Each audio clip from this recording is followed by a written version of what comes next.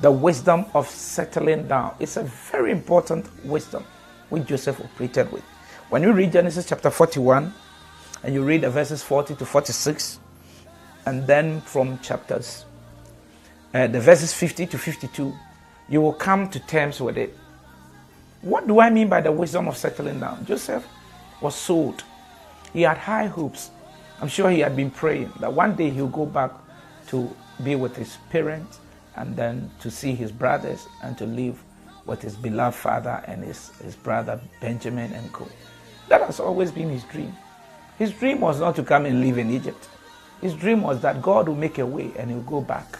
His dream was that one day, Jehovah would take him back to his fatherland. But suddenly, he interprets a dream.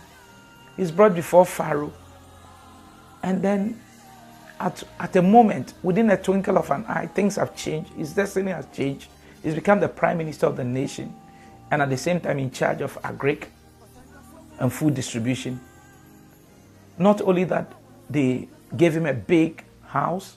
Maybe they built it for him, befitting the status. He was next in command to Pharaoh. They gave him a wife.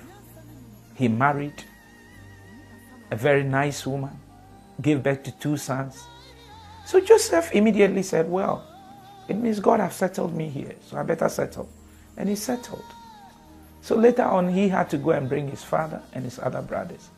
Some of us don't have that wisdom. There are many people in abroad, in other nations. When you came in here, if you had that wisdom, you would have been far richer. There are people still walking up and down in the nations of the world, in the Americans and in Europe and other places. And even though they've been there for 15 years, they still have a mindset that we are not coming here to stay. They are going back home very soon. So they are more concerned about building a house in their village than about settling here, looking for a good apartment to live in, so that their children will be okay, so that life could move on. Listen, it is wisdom. Once you move into another man's country, you find a job, and you cannot easily leave your job and go back to your hometown, where probably you don't have any job, you have no plans, there's nothing at stake. What will you go home and do? Unless you have a business plan and an agenda to execute. But you've gone to a foreign land, you've gotten settled. Some have even worked their way out. You've gotten genuine papers. Some have even become citizens. And you have given birth to children. And your children are schooling here comfortably. And suddenly, you continue to tell yourself that you don't belong here. You just want to just make your way out and go. Listen, the more you do that, the poorer you become. Once you know that I've moved into a new country, I brought my wife, we are settling, my children have started schooling, move ahead. Get a better mortgage. Start your life well. Decide that for the greater part of your life, this is the country you are living in.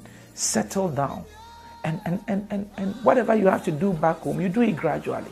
But don't be in a country for over 10 years, 15 years, 20 years, and your mind is still that this is not your country, you are not settling, you will go home. So anywhere you get, you just stay at somebody's basement with your whole family, and you say that is okay because this is not your country. And you have stayed for 10 years, 15 years, 20 years.